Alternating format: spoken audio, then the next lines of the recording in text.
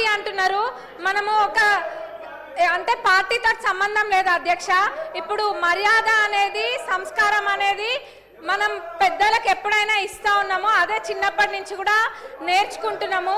మరి ఏం నేర్పియాలనుకుంటున్నారో మాకు అర్థం కావట్లేదు. అంటే పార్టీతో సంబంధం లేదు. ఇప్పుడు ఒక తండ్రి లాంటి వాళ్ళు కడియం శ్రీహరి గారు మా అందరికీ కూడా ఒక తండ్రి లాంటి వాళ్ళు, వయసులో పెద్దవాళ్ళు, ఎప్పటి నుంచో కూడా శాసనసభ్యులుగా ఉన్నారు. అట్లాంటి వారికి మర్యాద ఇవ్వకుండా ఎట్లా పడితే అట్లా మాట్లాడి నిన్నటి నుంచి చూస్తున్నాము. అది డిమాండ్ల మీద మాట్లాడుతుంటే, చర్చ జరుగుతుంటే, కొత్తగా సబ్జెక్ట్ ఏమైనా నేర్చుకుందామని ఇంట్రెస్టింగ్గా విందాం అనుకుంటే నూతన సభ్యులం ఎంతో మంది ఉన్నాం. సభా సమయాన్ని కూడా వృధా చేస్తున్నారు. ఎంక్వైరీ అన్నారు, పర్సనల్గా టార్గెట్ చేసి మంత్రి గారిని మాట్లాడుతున్నారు. వాళ్ళకి ఏదైనా వేరే అజెండా ఉంటే బయట చూసుకోవాలి. మరి ఇప్పుడు సభలో మేము నేర్చుకోవాల్సింది రాజకీయ పార్టీల గురించి చేయాలా, లేకపోతే ప్రజలకు కావాల్సిన సమస్యల గురించి మాట్లాడాలా?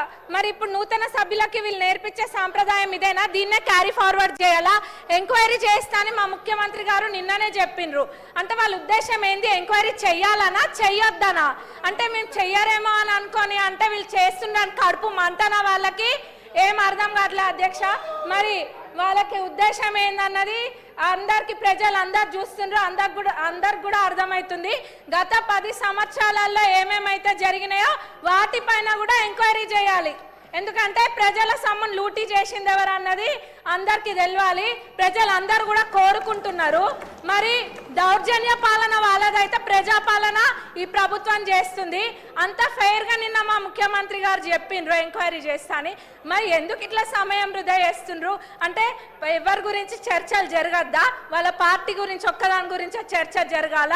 వాళ్ళు గెలవలేదన్న ఫ్రస్ట్రేషన్లో వాళ్ళు ఉంటే ఇంకా వేరే ఎవరు ఏం మాట్లాడద్దా? బీజేపీ వాళ్ళు మాట్లాడద్దా? ఎంఐఎం వాళ్ళు మాట్లాడద్దా? సిపిఐ వాళ్ళు మాట్లాడద్దా? మేము అసలు విని ఏమైనా మాట్లాడదాం అనుకుంటే కొద్ది గొప్ప ఇంత కొంత నేర్చుకుంటే ఆ ఉన్నదంతా కూడా ఎగరగొట్టేటట్టు ఉన్నారు వాళ్ళు. నూతన సభ్యులకైతే మొత్తం ఇది ఉంది. మరి వీళ్ళు ఇట్లా సభా సమయాన్ని వృధా చేయడం అస్సలు బాలేదు అధ్యక్ష. మరి ఎంక్వైరీ చేస్తా అన్నాక ఇది చేయడము చిన్నపిల్లల ఆట లెక్క ఉంది. ఇదంతా కూడా ప్రజలు గమనిస్తున్నారు. ధన్యవాదాలు అధ్యక్ష. మీరు సభను ఆర్డర్లో పెట్టండి.